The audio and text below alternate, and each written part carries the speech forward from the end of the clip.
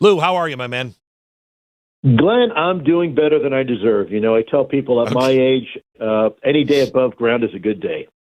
Yeah, I'm with you on that one. So do you remember having that conversation where you said the clock is ticking? I do. I remember that, Glenn. I sure do.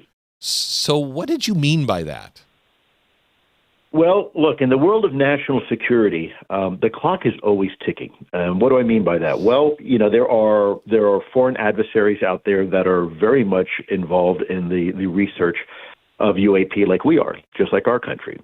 And what you don't want to do is allow ourselves to get to a point of what we call strategic surprise, right? All of a sudden you have country X or country Y out there that may not necessarily be friendly to the U.S., and all of a sudden they find they have a breakthrough, right? So China has already admitted they have their own UAP program, so does Russia. And what we don't want to do is allow ourselves to fall behind some of our adversaries' capabilities. Now, there's also another part of that conversation, too. What you don't want to do is allow so much time to go by that by the time you are forced to make a decision, all your options you've exhausted. Meaning, let's say that there is an announcement, let's say later this year, that life has been discovered somewhere else off of Earth, right?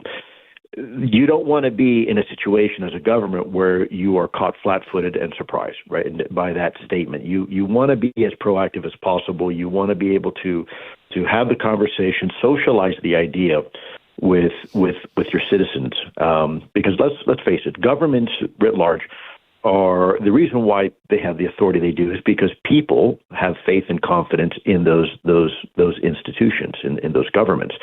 And the last place any government wants to be is on their back foot, right? In a situation where they get surprised, and now, like we saw, for example, with the drone incursions that we had back in 2024 up in New Jersey, right? First, the White House says there's nothing to see here, folks, and they say, well, actually, there is something to see here. Well, actually, all of these drones have been coordinated through the FAA. Well, no, they haven't. We don't even know if they're drones at this point.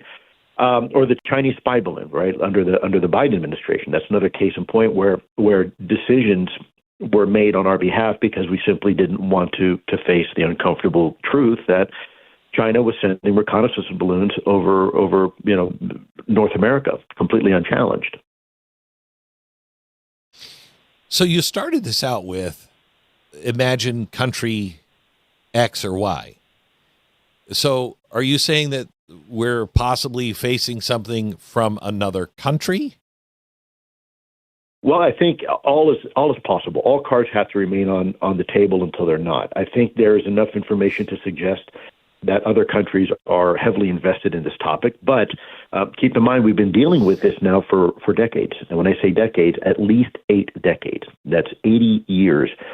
We've been dealing with this phenomenon. And if you look 80 years ago, where was Russia? Well, the United States had just entered the atomic age. We had barely broken the sound barrier. No one has been into space. And that means some country secretly was developing this technology and was able to perfect it 8 decades ago. So that doesn't make sense, right? If that was the case, this would be considered the worst intelligence failure in the history of our nation, eclipsing that of even 9/11, because that means for 80 years, some country in secret has been developing this technology and, oh, by the way, has been able to deploy it over controlled U.S. airspace, over our sensitive military facilities, and there's not a darn thing we can do about it. So when you look back at this from a temporal aspect or a time aspect, it simply doesn't make sense that all of this, what we're seeing, is Russian or Chinese. It doesn't pass the smell test. You're not the only one that said this. 2027 keeps coming up, and you just said later this year or in 2027. Why is 2027 the year that everybody keeps throwing around? Because it doesn't seem random to me. Well, everybody seems to be saying 2027. Yeah, I've heard 2027. I also heard 2036. The capacity in which I heard it, I'd rather not get into. I heard it when I was working with U.S. Space Force, but it was to me it seemed more anecdotal. So I'm probably not best suited to answer that time-wise, simply because I didn't come up with that time frame. Okay. But like you, I heard that as well, and certainly something we need to pay attention to. So,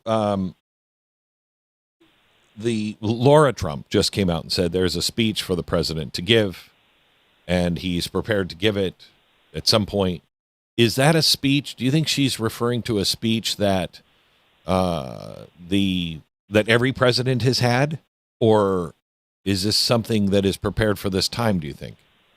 I think it's probably something prepared for this time, simply because a lot of presidents were kept in the dark on this topic for a very long time, and I don't think they took it seriously. Certainly this president, during his first term, initially when he was asked, kind of laughed it off, and then later, from my understanding, he received some briefings and then took it quite seriously afterwards. But look, it's a very risky topic. Any president that makes a public statement about this topic runs a huge risk, simply because there's a lot of unknowns, and it has never really been good for one's career necessarily, or even the media, up until recently, to even cover this topic, because the amount of stigma and taboo that have been associated, purposefully, by the way, on this topic, on purpose. Our own government created this taboo unnecessarily, to give it the flexibility to actually do research. A lot of people are surprised when they find out that ATIP was actually a program in the Pentagon that was studying UFOs. That's what my colleagues and I were told to do. And you said it absolutely correct. I was never a quote-unquote believer. I went through the medical program at University of Miami, and technically I graduated in microbiology and immunology. So the scientific method for me is very important. Also, as an intelligence officer, you have to let the facts speak for themselves. However, with that said, there comes a point where you have so much overwhelming evidence, and you have some of the most sophisticated capabilities, technologically speaking, in the intelligence community, that normally can identify the difference between an F-16 and, let's say, a MiG-25 from 25 miles away. These same sensor systems are being used to collect information on things that, frankly, we don't understand. Technologically speaking, these things can outperform anything we have in our inventory, and that is a national security issue. And I believe that our president has been made aware of that, and not just by the Department of War either. There's other elements, the FBI, the intelligence community, even the Department of Energy, that all have equity in this topic.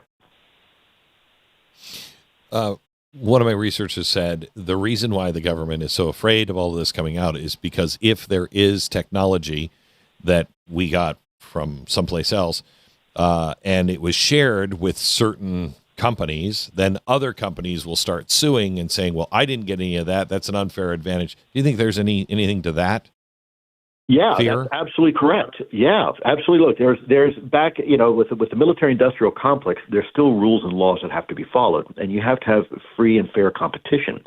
That is how this system works. And if it turns out that maybe some general somewhere in the halls of the Pentagon gave a company an unfair advantage, you can imagine in 10 years, 20 years, company A becomes a multi-billion-dollar aerospace company, where company B goes bankrupt, 200 jobs are lost, and investors, lose their investment, right? So there's Securities Exchange Commission violations. I mean, you could, in theory, rack up not just billions, but trillions of dollars worth of liability and damages. So that is a very real issue. That is absolutely correct. One last thing.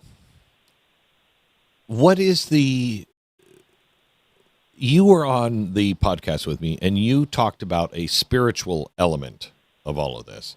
That I think you said you walked into a meeting and the scientists were talking about something spiritual, and we didn't really get into it. Can you share that again?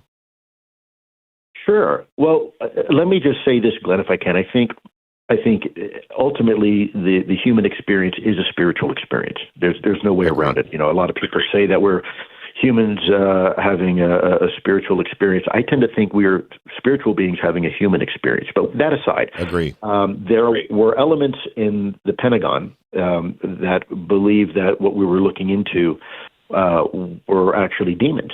and there were some fundamentalists that believed that this was all the work of so to speak, the devil. Now, I can't, between you and me, and I guess now everybody else, I can't necessarily fault them for thinking that, because if that is their spiritual perspective, then I can understand it. And there are elements certainly within this topic that may scare some people, but I don't know that to be true. Like, can you tell me, Sure. Yeah, there were people in the Pentagon that believe that UFOs. They not only did they say they were real, they actually told me to my face and my colleagues, but that we shouldn't be looking into them because they are demons. They're demonic. We know exactly what they are. And again, some of these people were very, very senior in the intelligence community. Some of them were friends of mine. And although I don't agree with their perspective, look, at the end of the day, I can't prove that they're wrong either. So I respect it. I don't agree with it, but I can respect that fear that this topic brings. Because do you have any idea why they would say something like that? Well, what was told to me point blank was, Lou, have you read your Bible lately? And I said, well, I thought I was, pretty familiar with it. Why? And he said, well, then you would know, because what we're dealing with are demons and we shouldn't be looking into them. And that was the extent of that conversation I had with a senior leader in the U.S. government. But there were others as well who felt the same way. There's a lot of people that also can point to the Bible, and they'll talk about Ezekiel's wheel, right, as being actually an interpretation of an encounter with a UAP.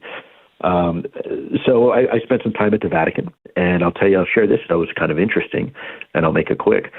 There they opened a scroll. It was a very old parchment. It was in Latin, and one of the senior academics there at the Vatican said, "Look here, read this part." And it talked about eclipus. Eclipus is a Latin word for, think of eclipse, and it was the word they were using for the Roman shields, because the Roman shields were round and lenticular, and they did look, I guess, like suns.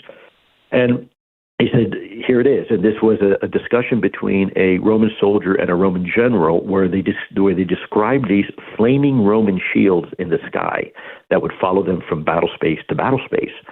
And so, this is going way back, and this is a document that's in the possession of the Vatican itself. So the Vatican has also had a deep interest in this topic.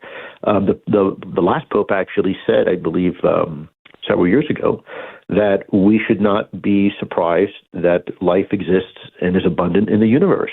That God has the ability to create as many species as he wants, and it doesn't necessarily mean that we are any less special. Lou, it's always fascinating to talk to you. We'll keep watching. Thank you so much. All right, Glenn. My honor and privilege. Thank you so much. You bet. Former Pentagon UAP official, the guy who led the search here recently. A lot of the breaking news comes from him, Luis Elizondo.